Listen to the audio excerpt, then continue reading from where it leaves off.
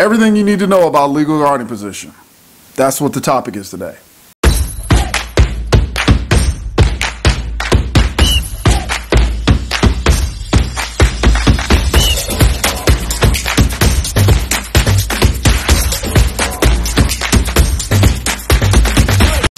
Welcome once again.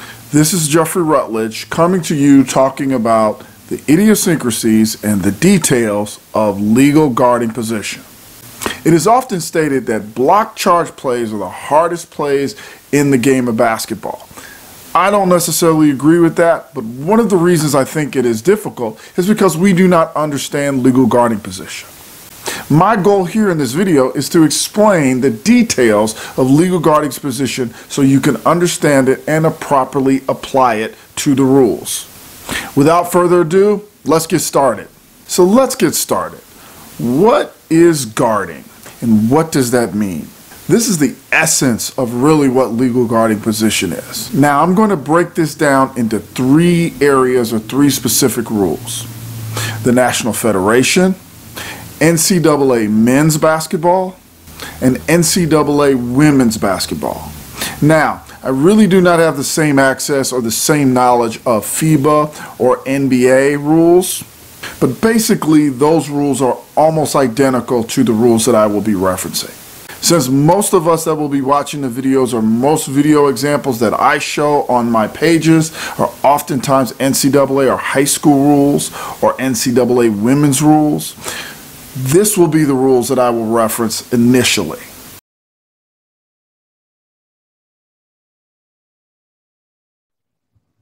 For the National Federation rule under 4-23-1, it says, guarding is an act or is the act of legally placing the body in the path of the offensive player. There is no maximum distance required between the guard and the opponent. Then it also goes on to say that every player basically is allowed their spot as long as they got there legally. And this is under National Federation rule, which is high school rules. NCAA rule 4-17-1 basically gives a very similar definition as the National Federation rule. Basically says guarding is an act of legally placing the body in the path of the offensive opponent. The guarding position shall be initially established and then maintained in bounds on the court. So basically what they're kind of saying even a little bit more and giving them a little more of a definition is that you must be on the playing court. So you cannot be touching the out of bounds portion of the court. Under NCAA women's rules 10-4-1 in a different part of actual rules, not under definitions, they basically use the same language, except for instead of the opponent, they say an offensive opponent. So basically, and you must be in bounds as well. So if you've noticed, these rules are basically the same. Now that I've covered the definitions from the rule standpoint, why is legal guarding position so important? Why is legal guarding position important? Legal guarding position is important because, first of all, there must be a balance between the offensive and the defensive players on the court. So basically this is to help establish what can the defense do and what the offense can do as well. So if you have legal guarding position, it kind of defines, okay, what can I do to prevent the offense from scoring and what does the offense have to do to not be responsible for causing fouls as well. We should not penalize defenders improperly, and oftentimes because we don't understand this rule, we penalize defenders improperly. And then if you referee the defense and think like the offense, block charge plays can be a lot easier to call and adjudicate on the floor.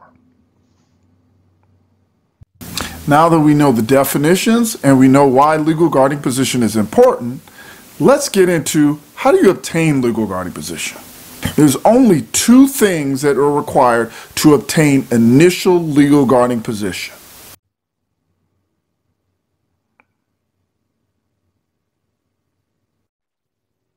Okay, let's make this very simple. There's only two requirements for obtaining legal guarding position. The first one is just simply have 2 feet on the floor. And just in case it's unclear, that must be on the playing court or in bounds. The second one is facing your opponent. All you have to do is have 2 feet on the floor and face your opponent, and you've obtained legal guarding position. Here in this description that we're showing, number 3 has obtained legal guarding position by simply having 2 feet on the playing court and facing the opponent. Once that is done, they are in a legal position and they can do things to maintain it, but now they've established a legal position. As I said, you must have 2 feet on the floor and facing the opponent in order to obtain legal guarding position. But what does facing actually mean? Is there anything in the rules that suggests that facing means that I must be at a specific angle or I must be completely squared up with my opponent that has the ball? Let's get into some examples of this.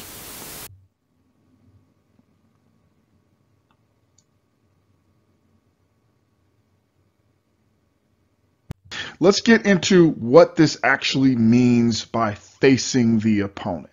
Okay, all that is required for a defender is to face an opponent as well as getting 2 feet on the floor. But oftentimes we get this incorrect because we think facing means actually being square with the opponent. So in this case, defender is guarding the ball and he's facing the opponent. He's square, he's facing him, there's no distance required, but he's probably a little more than 6 feet away from the player, and he's allowed to just simply face him. So once he's done this, he's in legal guarding position right at this moment. Another diagram, another facing an opponent. Now, maybe he's a little bit more square, but he's also turned a little bit, so he's still facing the opponent. So whatever that opponent goes in whatever direction with the ball handler, he is in legal guarding position at this particular time. He's obtained it. Here's another situation of obtaining legal guarding position. He might not be perfectly square, but he's still facing the opponent. So he still has legal guarding position at this moment. Now here's another example. Now maybe he's not perfectly square, but he's facing the opponent. He's actually looking at the opponent and his body is turned toward the opponent. Even though he's not perfectly square with the opponent or with the ball handler, he is in legal guarding position at this moment. Here's another example of a defender that is facing the opponent. Again, not perfectly square, but at this moment, he is in legal guarding position. Now, the examples that I showed were primarily a ball handler and his initial guarder. But what about legal guarding position of players that are not directly on top of the ball or directly guarding the ball handler? When are they facing, or are they ever facing their opponent legally? How many defenders are in legal guarding position at the time with a ball handler up top above the 3-point line? So how many are in legal guarding position? Anyone want to take a guess?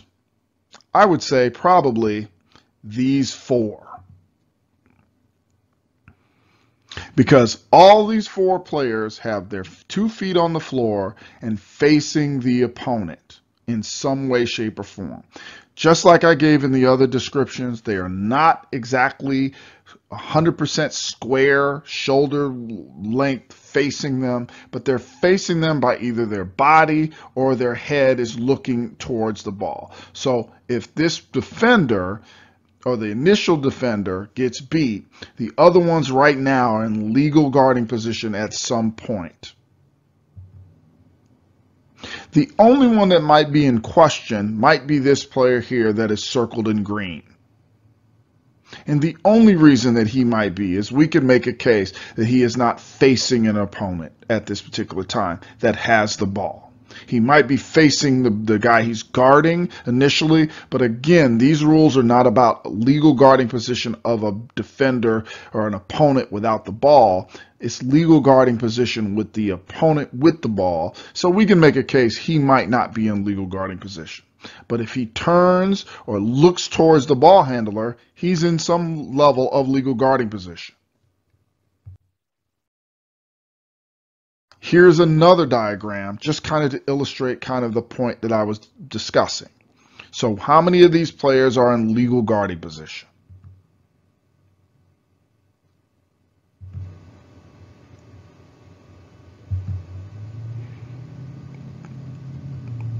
So again, probably 4 of them, but this particular player, if he's a defender, is not facing the opponent. Now that we've obtained legal guarding position, how does a defender maintain legal guarding position? Because once we've obtained it, we're allowed to move or to adjust in order to maintain our legal guarding position so we can stay in a legal position if we are the defender. Let's get into details.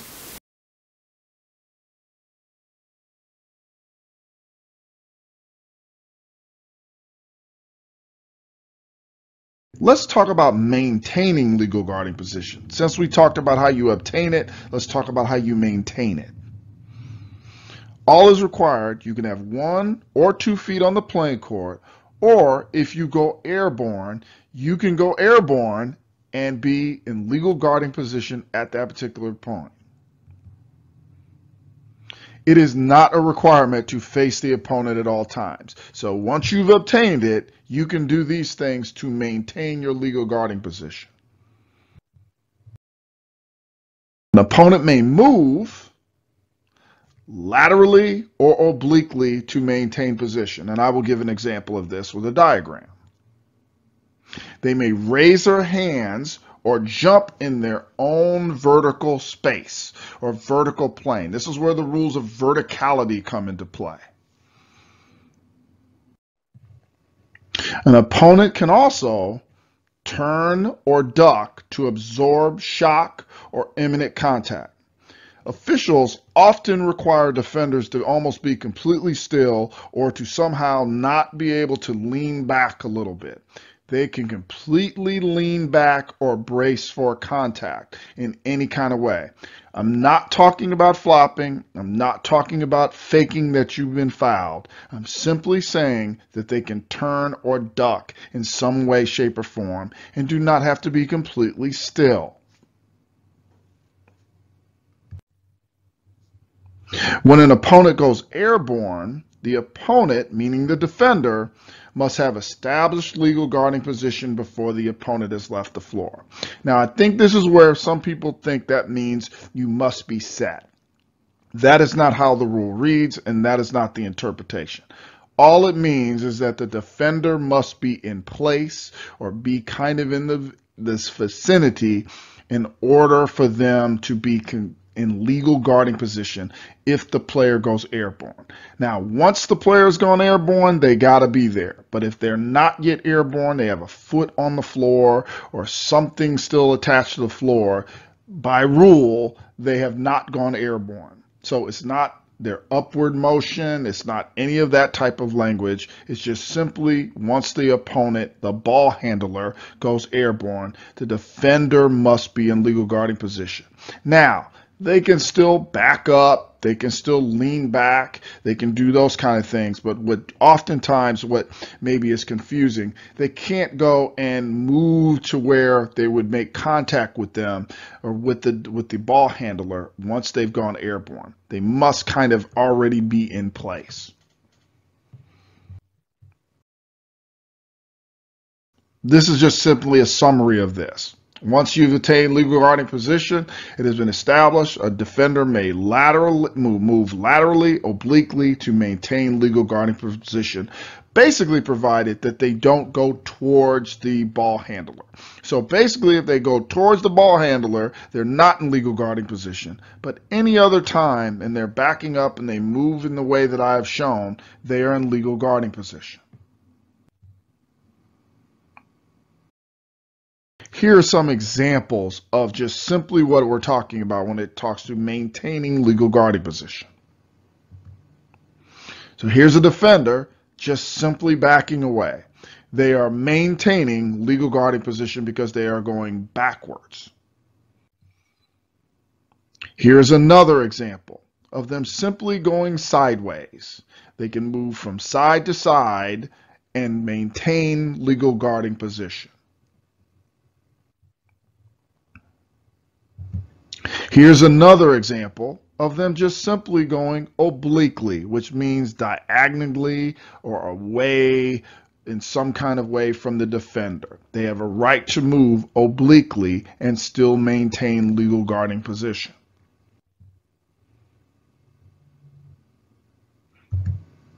Now here's an example of the defender just simply retreating. They have maintained legal guarding position, so if contact occurs, the defender is not responsible for the contact.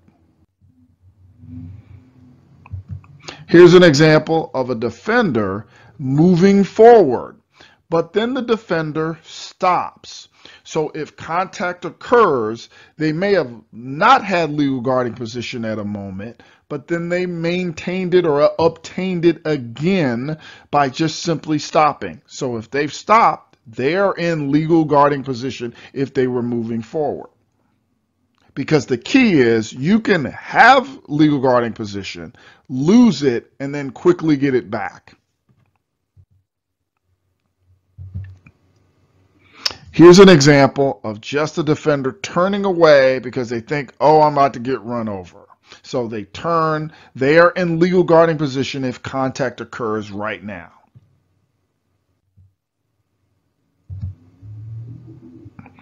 Again, a defender just simply turning, maybe bracing for the contact, or maybe going to defend something else. They are in legal guarding position at that time.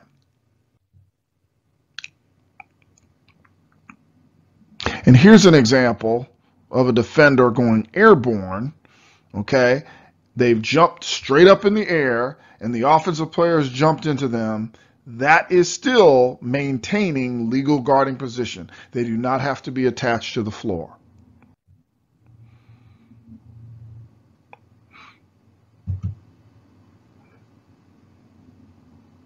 Now, this is what if a defender jumps from what they call A to B, jumps from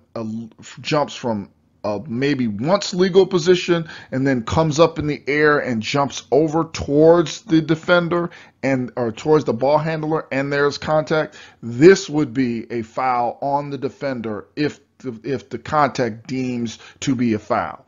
The defender at this particular point is not in legal guarding position. Now, the final thing I want to discuss is what we call offensive initiated contact. Offensive initiated contact is not really in most rule books or discussed in most rule books. But the reason why this is important because I need to kind of explain why this relates to legal guarding position. Offensive initiated contact is contact where the offense is probably doing something illegal, like either pushing, throwing themselves into a player, or doing something to create contact where the defender would not have caused any contact.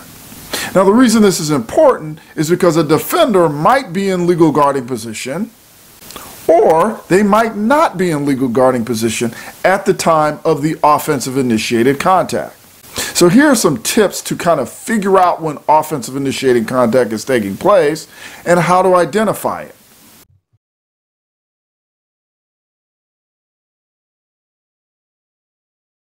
Let's get into what actually offensive initiated contact means. First off, it's contact that is caused by the offense, meaning that they are the ones that are responsible for the contact when contact occurs. Does this mean that the defender can be in a legal position and have offensive initiated contact on them? Yes. It also means that in some ways they can be in an illegal position, meaning they're not in legal guarding position, and still have the offense initiate contact, like a push off or jumping into them when they would not have had contact whatsoever. So the contact would not have taken place without the initiation of the offensive player. And that's where sometimes a push off or sometimes just simply jumping into a defender can also cause this. Again, the defender might not even be in legal guarding position at the time of the contact, especially if I extend my arm as a ball handler and push them out of the way or shove them in a way that maybe I get space or I can go to a different location. That is considered offensive initiated contact. What should we do when this occurs and when we've ruled this? This is where your judgment comes into play. First of all, we should no call these, meaning we don't call anything, or we should call player control or offensive type fouls on the ball handler. Okay, player control foul is actually a foul for the ball handler, but this is where we have to call a foul either on them or we don't call anything.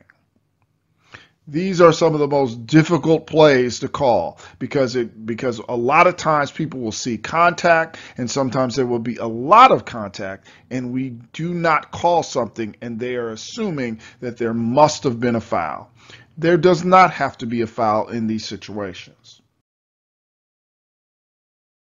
When do we likely see offensive initiated contact? Simply when players are going to the basket. When they're trying to get to the basket, oftentimes defenders try to make sure that they cause contact or they make sure that there's contact so that they can get the official to maybe fall for that they were contacted or that there was some kind of foul. Jump shooters. This often happens, especially now with a lot of three-point shooting going on. Jump shooters will stick out their legs or widen their legs in a way so the defender either trips over them or makes contact with them to get us to think that they have caused a foul, meaning the defender. This is an example of offensive initiated contact with maybe a defender that may or may not be in legal guarding position. Now, to review, the defender is actually facing his opponent, okay? And as long as he has 2 feet on the floor, he's actually in legal guarding position. But let's just say, for sake of argument, he is not turned or not facing the opponent. So as a defender is kind of trying to stay in between the basket and the ball handler, but maybe is not quite in front, the offensive player initiates the contact by jumping into them and maybe causing space, which maybe gives them an easier shot for a basket. The defender may or may not be in legal guarding position at this particular time, may have even jumped in the air and is going from A to B, which they would be in an illegal position. But if contact was not going to take place, do not penalize the defender for this contact if the offensive player went and seeked out contact from the defender. Now that we've come to the conclusion of the video, I hope you enjoyed the content and I hope this helps you to understand the key part of legal guarding position. Again, I know sometimes, especially for newer officials and even veterans, this will sometimes be a difficult part of the rules to completely grasp. But thank you once again for staying to the end to watch the videos. If you could, please subscribe to the channel. Please hit the like button if you like the videos. Hit the bell so that you can get new notifications on any videos that I'll be coming out with, because I will be coming out with some more content. But otherwise, thank you very much. Have a blessed day. Hope your families are becoming safe or safe during this period of time. Thank you. Officiating Born, I'm out.